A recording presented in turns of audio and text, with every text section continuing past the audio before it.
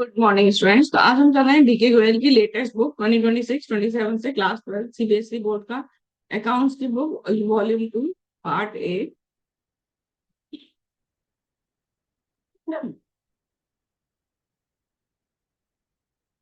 Chapter number 6 accounting for companies issue of shares. Question number 81।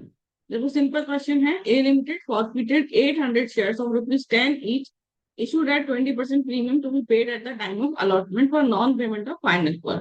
यानी 10 rupees का share है देखो इसमें, और 2 रुपीज उसमें 20% प्रीमियम यानी 2 रुपीज का प्रीमियम है।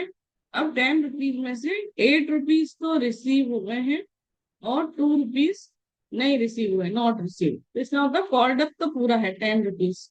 ठीक है, उसके बाद 600 शेयर री इशू हुए हैं 13 रुपीज पर शेयर में। इस लाइन को बाद में करेंगे।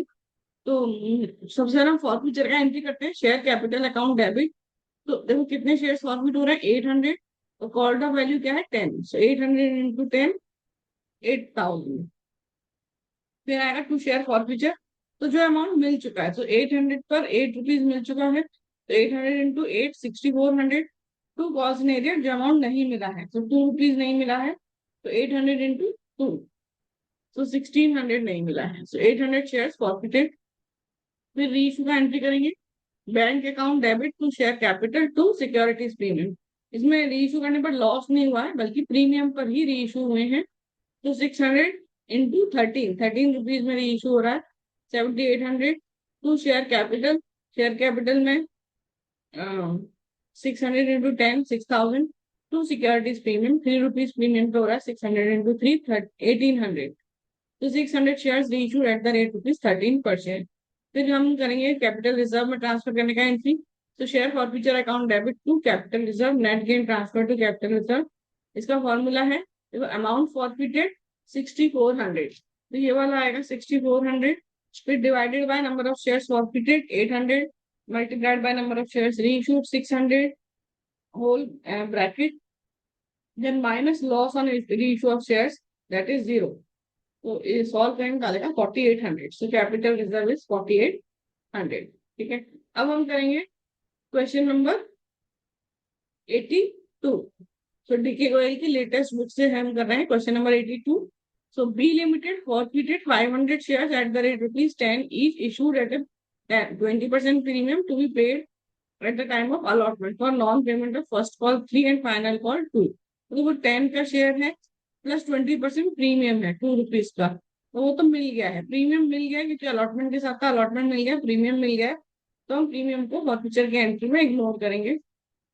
अब हमें मिल क्या गया है, रिसीव हो गया है हमें 5 रुपीज, और नहीं रिसीव हुआ है, not receive 5 rupees, 3 first call 2 final call. तो 5 रुपीज हमें नहीं मिला है। तो इसी के साथ हम करते हैं। तो देखो share capital account debit to share forfeiture to call scenario. So 500 share हमारे फॉरफिट हो रहे हैं, 10 रुपीज पूरे कॉल किए हैं, so multiplied by 10 5000। To share forfeiture 500 पर 5 रुपीज मिल चुके हैं, 2500 टू कॉल सिनेरियो 500 पर 5 रुपीज नहीं मिले हैं, तो 2500 500 शेयर फॉरफिटेड। तो 300 शेयर री इशू कर रहे हैं हम 10 rupees per. So bank account debit to share capital 3000. So 300 shares reissued at the rate ₹10 each. Share forfeited to capital reserve, net gain transfer to capital reserve. So the amount forfeited ये 2500 divided by number of shares forfeited 500 multiplied by number of shares reissued 300 whole bracket minus loss on reissue of shares 0. This is solve किया तो आ जाएगा 1500. Capital reserve is 1500. So question done.